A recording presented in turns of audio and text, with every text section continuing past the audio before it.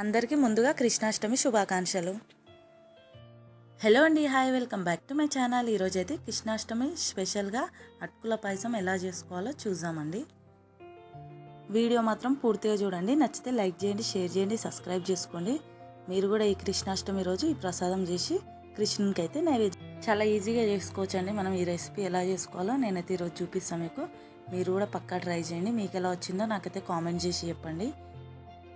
ఇక మనం లేట్ చేయకుండా వీడియోలోకి వెళ్ళిపోదాం. ఇలా ఒక చిన్న బగోన పెట్టుకోవాలండి. అడుగు మందంగా ఉన్నది పెట్టుకొని ఒక 2-3 టేబుల్ స్పూన్ అలా నెయ్యి అయితే వేసుకోవాలండి.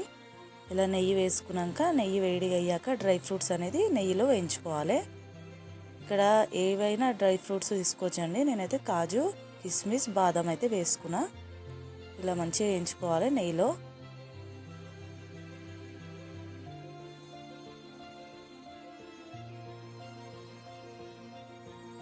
ఇలా చూస్తున్నారు కదా, ఇలా మంచిగా కలర్ మారే వరకు వేయించుకున్నాక ఒక ప్లేట్లోకి అయితే తీసేసుకోవాలి.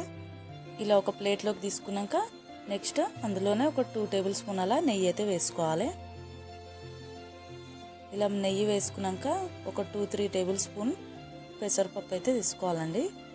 ఇక్కడ చూస్తున్నారు కదా, ఒక 2 స్పూన్స్ అలా పెసరపప్పు వేసుకోవాలి.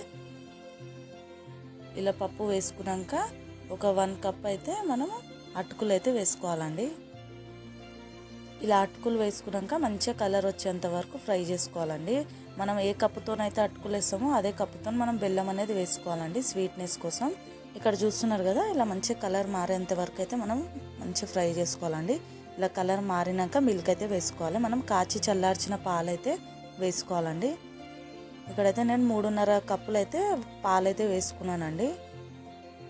ఇలా పాలు వేసుకొని అదే కప్పుతో మనము కొన్ని వాటర్ కూడా వేసేసుకోవాలి. ఇలా వేసుకున్నాక మంచిగా మసలు పెట్టాలి. ఇప్పుడు ఇందులోనే కొంచెం ఇలాచీ దంచి వేసుకోవాలి. ఒక 2 ఇలాచీలు దంచి వేసేసుకోవాలి. ఇప్పుడు ఈ మసలే వరకు మనం నెక్స్ట్ ప్రాసెస్ చూద్దాం. ఇక్కడ చూస్తున్నారు కదండి, బెల్లము నేను ఏ కప్పుతోనైతే అటుకులు వేసుకున్నానో అదే కప్పుతో 1 కప్ అయితే బెల్లం వేసుకున్నానండి. ఇలా కొన్ని వాటర్ వేసి బెల్లం ఇట్లా కరిగినాక మనం చల్లగా అయినాక పాయసంలోకి అయితే వేసుకోవాలి. ఇక్కడ చూస్తున్నారు కదండి, ఇలా మంచిగా పాలైతే మరుగుతున్నాయి. ఇలా మంచిగా మరగాలి.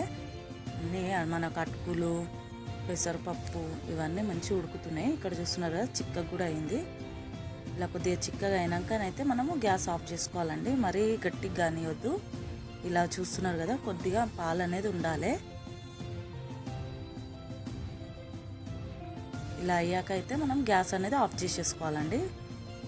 ఇలా గ్యాస్ ఆఫ్ చేసేసినాక మనమైతే బెల్లం వేసేసుకోవాలండి. ఇలా బెల్లం పాకం అయితే మనం చేసుకున్నాం కదా, పాకం అయితే ఎక్కువ రావాల్సిన అవసరం లేదు. మామూలుగా మనం బెల్లం కరిగించుకొని వేసేసుకోవచ్చు.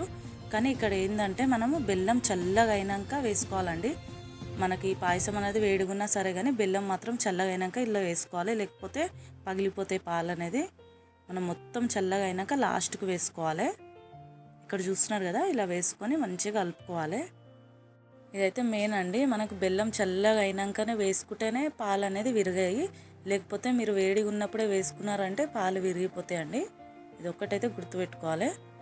ఇక్కడైతే మనం వేయించి పెట్టుకున్న డ్రై ఫ్రూట్స్ అయితే లాస్ట్కి కలుపుకోవాలండి. ఇలా వేసేసుకొని అయిపోయిందండి. మన ఎంతో టేస్టీ అటుకుల పాయసం అయితే రెడీ అయిపోయిందండి. చాలా బాగుంటుంది. మనం పిల్లలకు కూడా చాలా ఈజీగా తినిపించవచ్చు. చాలా బాగుంటుంది.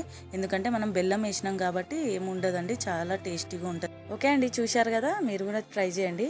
అందరికీ కృష్ణాష్టమి శుభాకాంక్షలు అండి. బాయ్.